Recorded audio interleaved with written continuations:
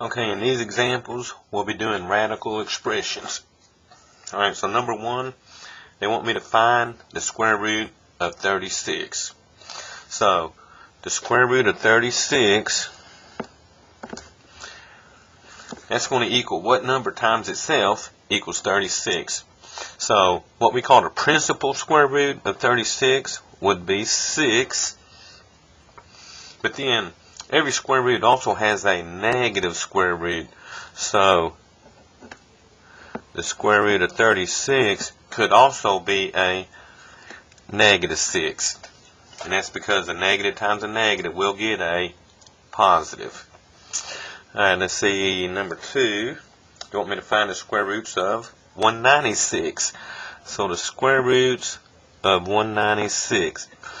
So once again, I'll find the principal square root, which is the positive square root. Now if you're weak at knowing what number times itself equals 196, we can use the calculator.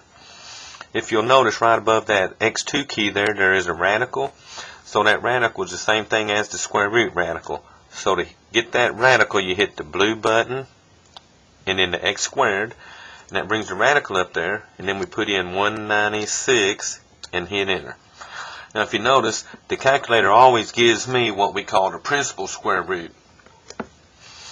Alright, remember now they want me to find the negative square root of 196. And the negative square root of 196 would be a negative 14. Once again, negative 14 times negative 14 is 196. Alright, 3, they want me to find the square roots of 1600. Alright, so 1600. So first I'll get the principal square root, so I'll hit second x squared to get my radical, and then put in 1600 and enter, and I get 40. Which means the negative square root of 1600 will be a negative 40. Alright, let's see. Now number 4, they're changing it up. They want me to find the square root. So I got a negative square root of 25 over 4.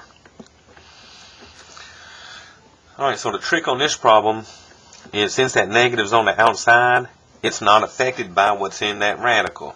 The radical only affects what's underneath it. Now, since you got a fraction underneath the radical, that's like a square root of 25 on top over a square root of 4 on the bottom. Notice how the radical affects everything that was under it. Now, for my final answer, I'm going to bring that negative over. And then I'm going to find the square root of 25. Square root of 25 is 5. And then on the bottom, square root of 4 is 2. Now watch, I can punch that on the calculator. I can hit that negative button right there. I can get the radical by hitting second x squared. And then that's a fraction of 25 divided by 4. Notice how it's under my radical. When I hit enter, it's going to give me a negative decimal. But remember, I can always hit math and enter twice. And it gives me my fraction of a negative 5 halves. Alright, number 5, they want me to find the square root of 225. Alright, so we need to find what number times itself equals 225. So once again, on the calculator, I could go to my radical, punch in 225 and enter, and I get 15. Alright, now there's other ways you can do these radicals. If you don't have a calculator, we can break 225 down into some number times 5. So let's see, 225 divided by 5 is 45. So that's 45 and 5. 45 I could break into a 9 and 5. And then the 9 can be a 3 and a 3. So what's going to happen under that radical now, I got a 3 times a 3 times a 5 times a 5. Those are all the prime factors of 15. So what happens, for every 2 factors that match under here, they come out as a single factor. So what I'm saying is, since you got a 3 times 3 is 9, but the square root of 9 comes out as a 3.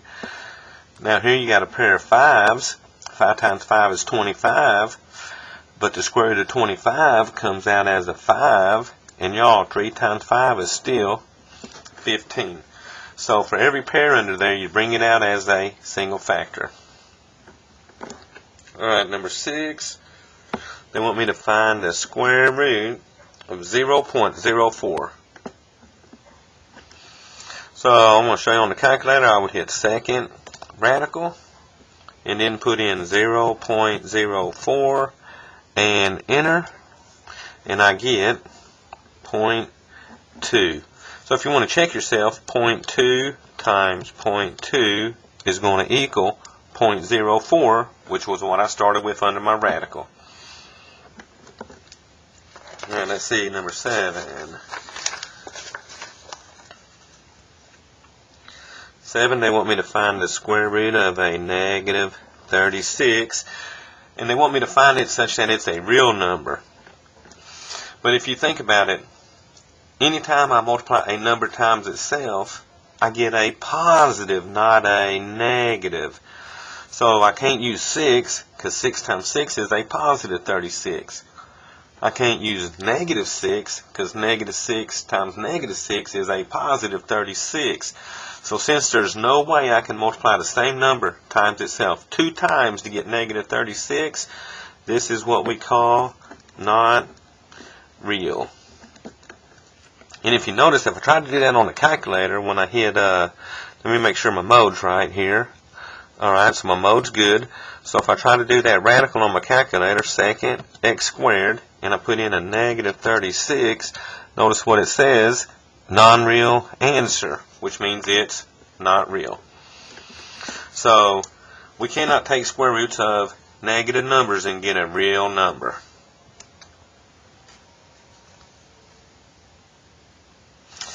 Alright, now on number 8, they want me to approximate the square root. So they want me to approximate what the square root of 300 is, and I'm going to round it to the nearest thousandths. So remember, I'll show you when we get there. So I'm going to put my radical, and underneath is a 300. Now we're approximating it because there's not a number times itself that's going to equal 300. Now I use squiggly equals because that means you're approximating this answer. So when I hit enter, notice I get 17.3205. Now they want me to round to the nearest thousandths, so I know I got 17 point. 3 is in the tenths, 2 is in the hundredth spot, the 0 is in the thousandth spot. But remember, to round on that thousandth spot, I got to look at where that 5 is at.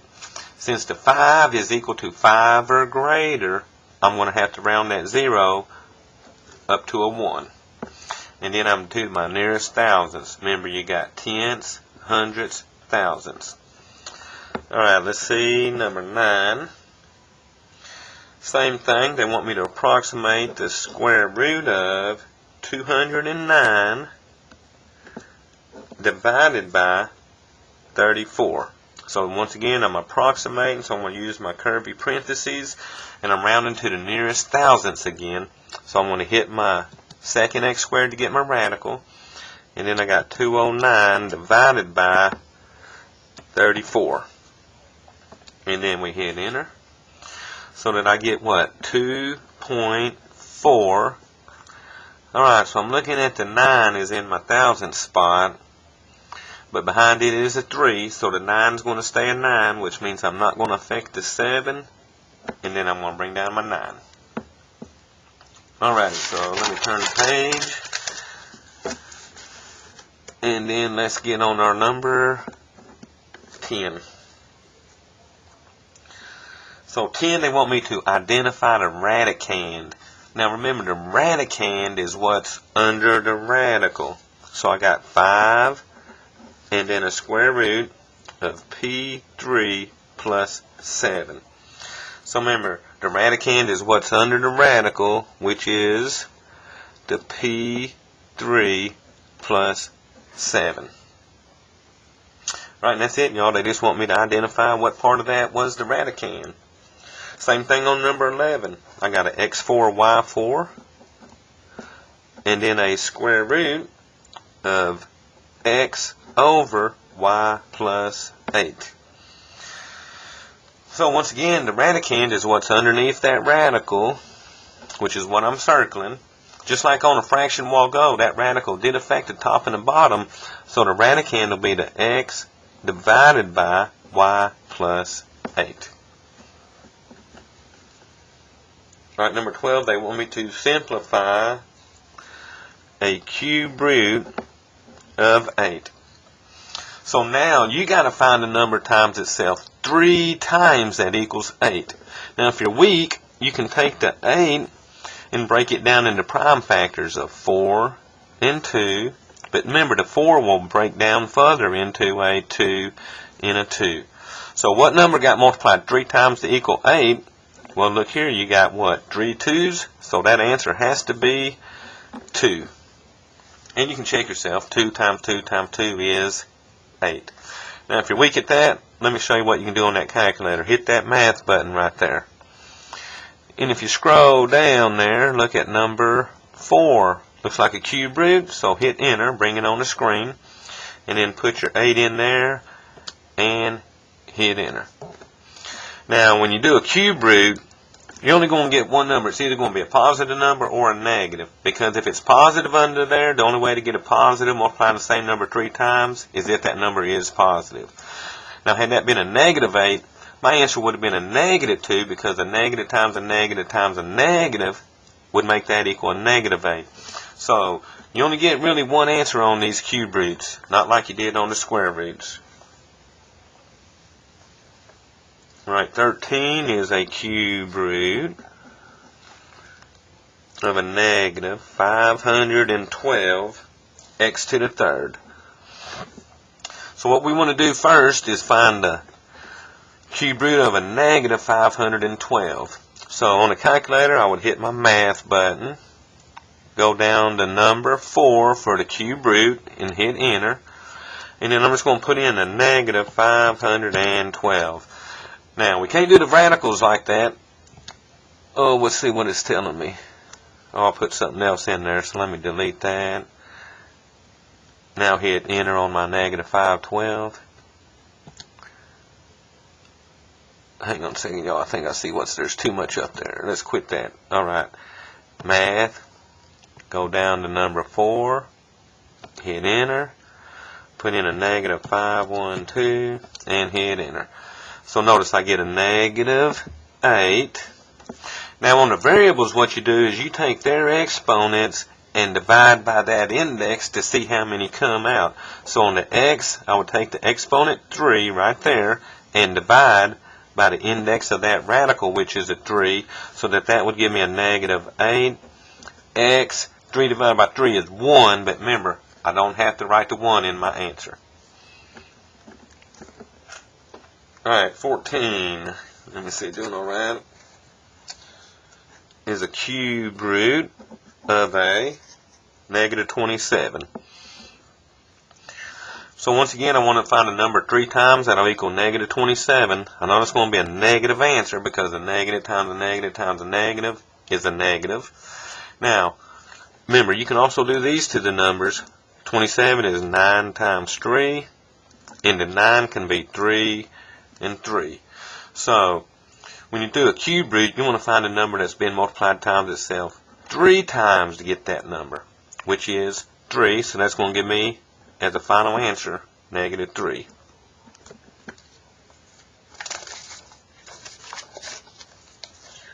Alright, 15. They want me to simplify square root of 25 over 49. So that's going to be like a square root of 25 over a square root of 49, which will equal a 5 over 7. Alright, y'all, 16. Same thing. Square root 49 over 64. That's going to be like a square root of 49 divided by a square root of 64, which will equal 7 over 8. Alright, then finally a square root of 25 over y squared. That's going to be a square root of 25 divided by a square root of y squared. Alright, square root of 25 is 5. And remember, square root of y squared would be the 2 divided by the index, which is a 2. 2 divided by 2 is 1, so that comes out as 1y. Alright, that concludes this lesson for 6.1. Good luck.